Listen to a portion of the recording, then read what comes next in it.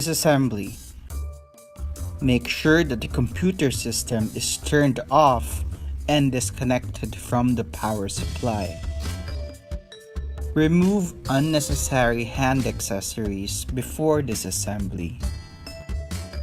You will be needing the following tools. First, place the electrostatic mat on the work table.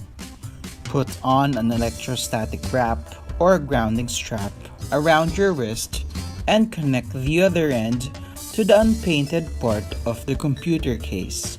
This will prevent the buildup of static electricity from your body. Open the computer case. Remove the side panels, then lift the panel away from the computer case.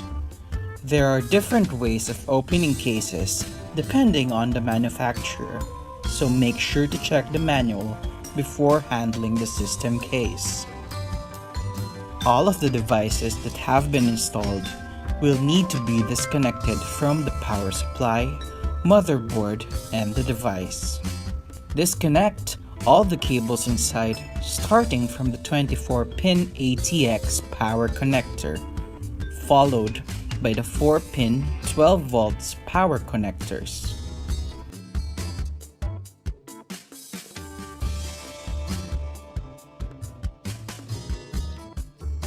And then remove all the SATA or SATA power connectors.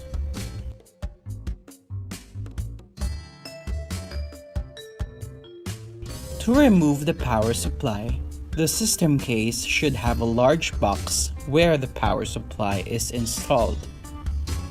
There should be screws that hold the power supply to the case.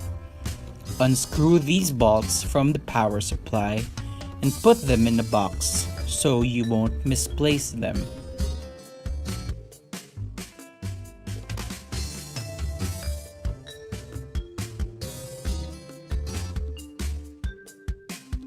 Remove the power supply by sliding it out.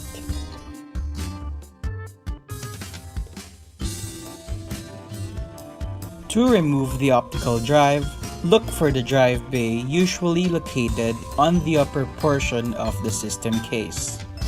Unscrew the bolts that hold the optical drive to the system case.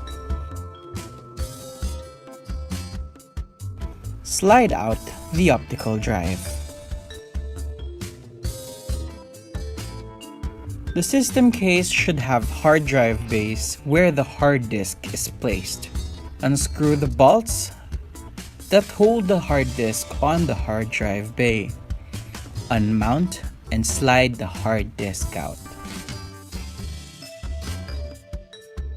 To remove the motherboard, unscrew the bolts in the standoffs that screw your motherboard on the side of the system case. Afterwards, the motherboard should come loose from the system case.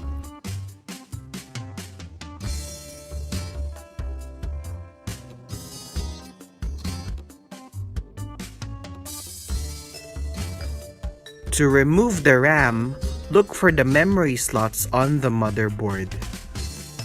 The RAM sticks should be in the slots. On both sides of the slot, unlock the tabs by pulling them down slowly.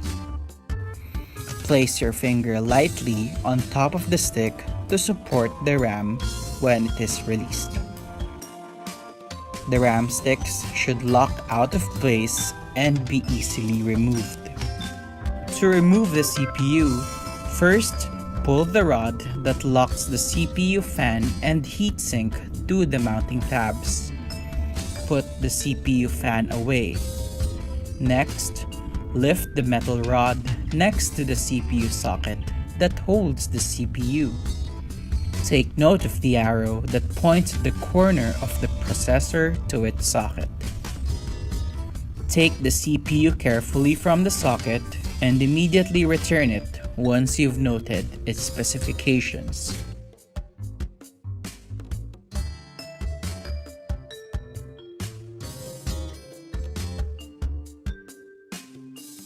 Once you've disassembled all the components, you can now write the details of each component in an inventory form.